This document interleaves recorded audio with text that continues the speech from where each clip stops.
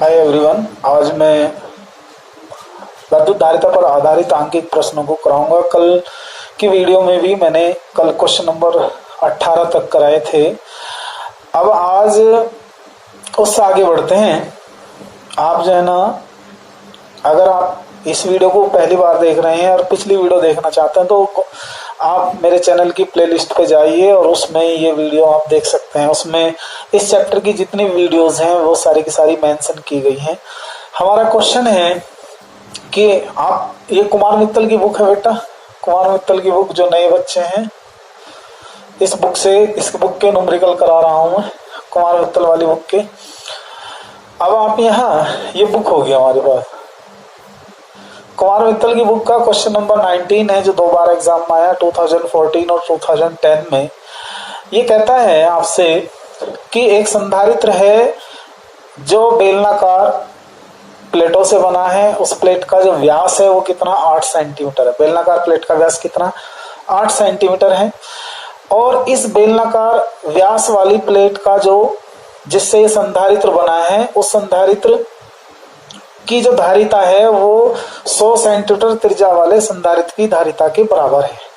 तो सवाल ये है कि जिस संधारित्र की प्लेटों की त्रिज्या 100 सेंटीमीटर है, उन प्लेटों के बीच की दूरी हमें ज्ञात कीजिए।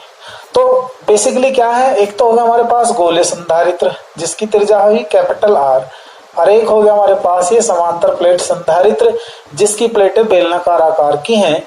तो हमें क्या निकालना है, क्वेश्चन में डी की वैल्यू ज्ञात करनी।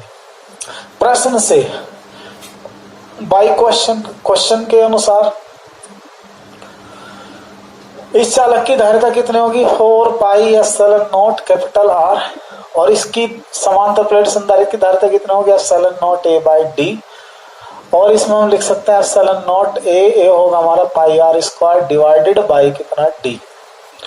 बटा पाई एप्सिलॉन नॉट से पाई एप्सिलॉन नॉट कैंसिल हो जाने वाला है, तो हमारे पास हो जाएगा 4r it is equal to R square divided by D.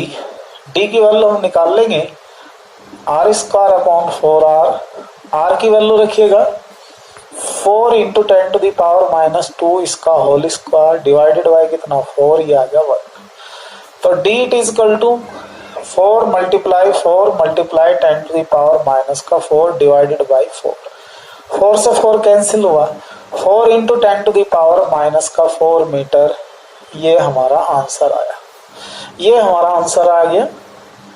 Question मैंने बताया था कि उस संधारित्र की धारिता जिसकी प्लेटों का व्यास 8 सेंटीमीटर है, 100 सेंटीमीटर त्रिज्या वाले एक गोले संधारित्र की धारिता के बराबर है। तो यदि ये सभी परिस्थितियां हो तो उन परिस्थितियों में डी का मान क्या होगा, प्लेटों के बीच की दूरी कितनी होगी, डी होगी।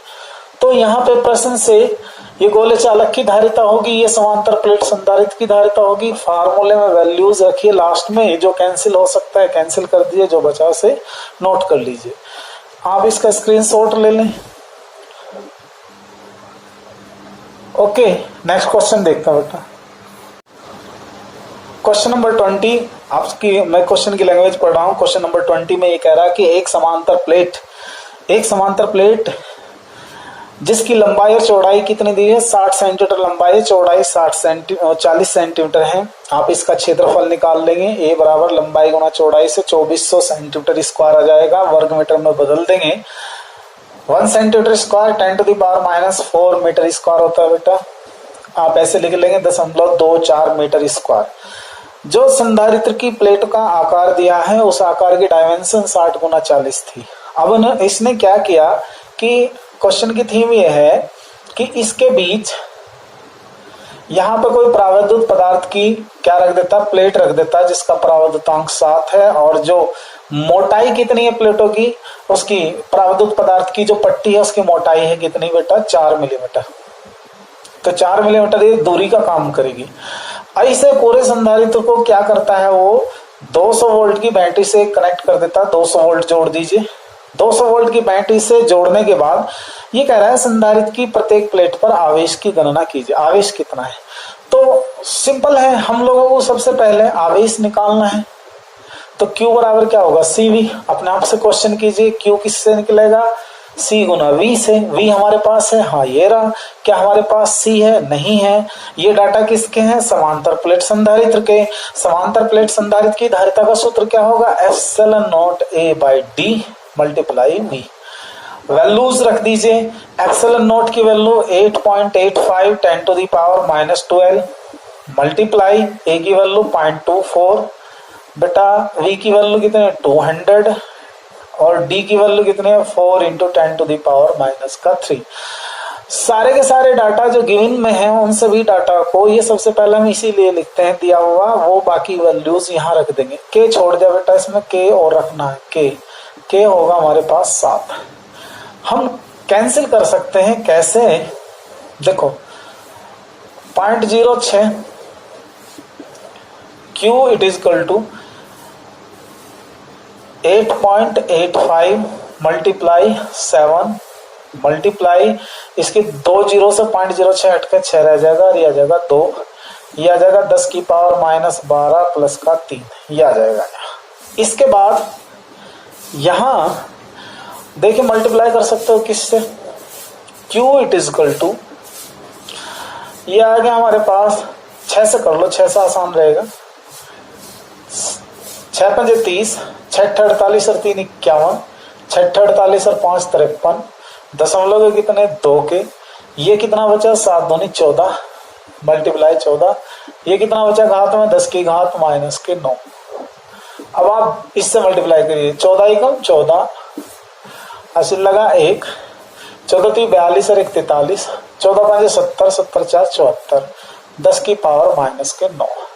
2 दशमलव इधर ले 7.434 10 की घात, 2 दशमलव इधर जाके कितना बचेगा? 7। Q इज इक्वल टू इतने कूलम। ये इसका आंसर बना बेटे, नोट कर लें आप इसमें या स्क्रीनशॉट लें।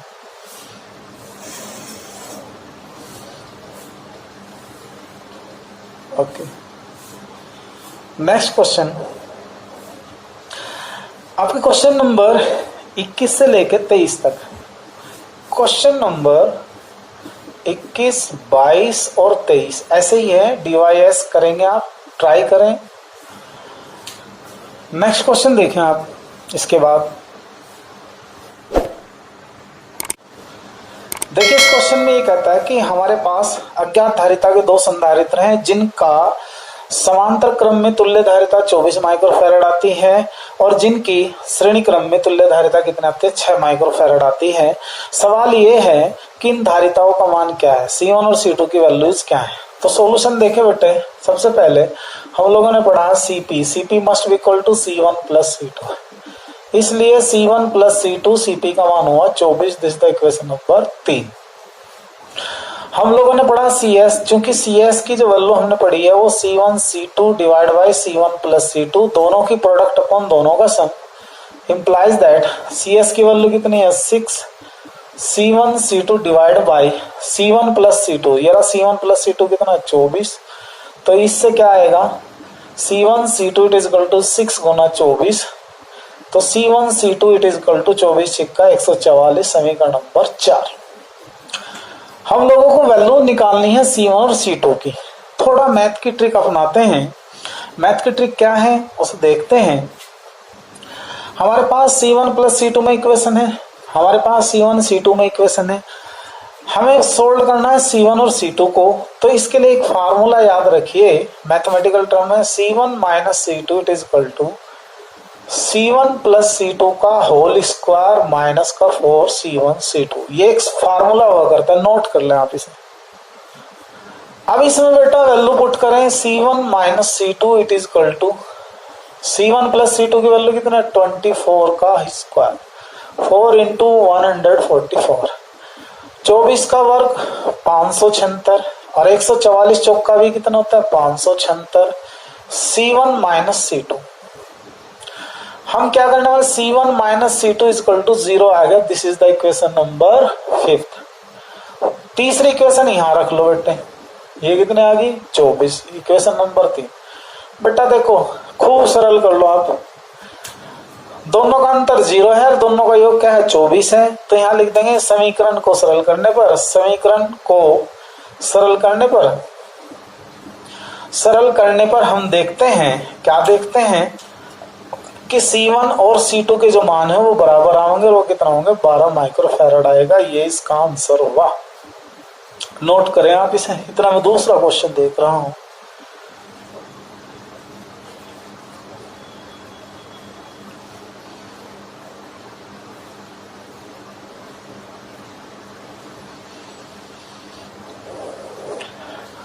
ठीक है बेटा, इसमें क्वेश्चन नंबर एक तो 26 और एक 27 में पहले ही करा चुका इन्हें क्वेश्चनों को। इनके जैसे क्वेश्चन मैंने कर दिए हैं तो आप इन्हें कर लेंगे बेटा। मैं अब आता हूं क्वेश्चन नंबर 28 पर। क्वेश्चन नंबर 28 की लैंग्वेज है, 3 संधारित्र जिनमें प्रत्येक की धारिता कितनी है 4 माइक्रोफैराड है। एक विद्युत परिपथ को इस प्रकार जोड़ें कि इनकी तुल्य धारिता कितनी है 6 माइक्रोफैराड हो जाए। देखिए दोबारा से समझिए सवाल। हमारे पास 3 संधारित्र हैं जिनमें से प्रत्येक की धारिता 4 माइक्रोफैराड है। कितना बेटा 4 माइक्रोफैराड। क्वेश्चन नंबर कौन सा, क्वेश्चन हमारे पास 28। गिवन में क्या है, given that C1 it is equal to C2 it is equal to C3 it is equal to 4 microfarad और तुल्य क्या दे रखा बेटा 6 माइक्रोफैराड। ध्यान दीजिए हमारे पास 3 संधारित्र हैं जिनमें प्रत्येक की धारिता 4 माइक्रोफैराड है। इन 3 संधारित्रों को हम किस प्रकार से जोड़ें कि हमारी तुल्य धारिता कितनी बन जाए 6 माइक्रोफैराड बन जाए। तो बेटा इसको करने का तरीका समझिए आप। याद रखें आपने देखा 6 माइक्रोफैराड किसी भी एक संधारित्र की धारिता से ज्यादा है, तो इसका सीधा सीधा अर्थ ये हुआ कि हमें फाइनली जो है ना इनको समांतर में जोड़ना पड़ेगा। तो इसमें हम देखेंगे इसमें ज्यादा से ज्यादा समांतर क्रम में जुड़ेंगे और कम से कम किस में जुड़ेंगे श्रेणी क्रम में जुड़ेंगे। तो देखो कैसे सॉल्यूशन देखो इसका। यहां लिखेंगे चूंकि C is greater than C1 C2 या C3 किसी भी एक वैल्यू से इसका मान बड़ा है, अतः अधिक से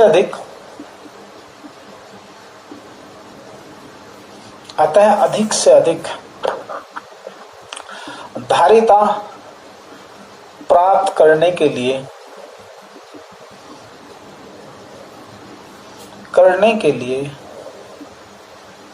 हमें अंतिम परिपथ समांतर में जोड़ना पड़ेगा, समांतर क्रम में जोड़ेंगे। देखो कैसे, ऐसे बेटा